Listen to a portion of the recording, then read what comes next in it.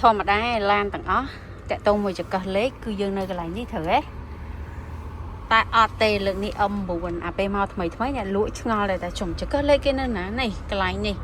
រហដងផ្លឹកទឹកឯងត្រូវអត់តាឥឡូវចង្កឹះលេខគឺនៅកន្លែងនេះពេចុចអញ្ចេះមកនេះចុចកន្លែងនេះពេទៅមុខដេចា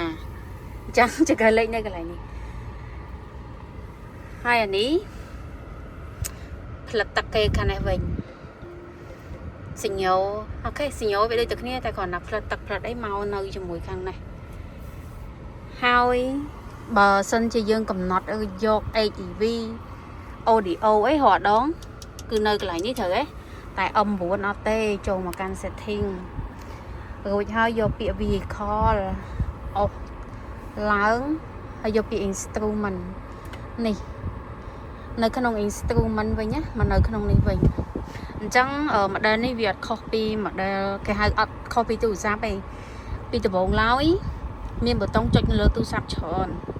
ក្រោយមកអត់ទេ update ទៅជា touch screen ទាំងអស់អញ្ចឹងនៅក្នុងនេះ function វាចុចគឺមានតិចតែគេមកដាក់នៅក្នុងនេះវិញប្រើតិចចុច touch screen អីផ្សេងៗនៅក្នុងនេះវិញណាបងអញ្ចឹង audio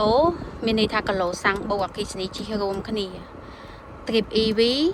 បងបើកតាអគ្គិសនីប្រើតាអគ្គិសនីព្រោះឡាននេះវាមានទាំងសាំងវាមានទាំងអគ្គិសនីដល់ពេល trip HEV ប្រើម៉ាស៊ីនសុទ្ធការថែទាំលើកទី1មុន 3500 គីឡូគឺក៏6ខែយកអានេះចាប់ពីលើកទី2ទៅលែងខ្វល់ពីអានេះឯងខ្វល់តែរឿងអានេះឯងអញ្ចឹងណាបងអូខេអញ្ចឹងខ្ញុំមានតែប៉ុណ្្នឹងតែ M9 វា version មកថ្មីអញ្ចឹងវីដេអូអាចថារៀងតិចក្នុងការទម្លាក់តែបងកំពុងតែប្រើ M9 មានចង្អុលអីឆាន់មកសួរបានខ្ញុំនឹងឆ្លៀតធ្វើវីដេអូជូនបងអូខេអរគុណបងបាយបាយ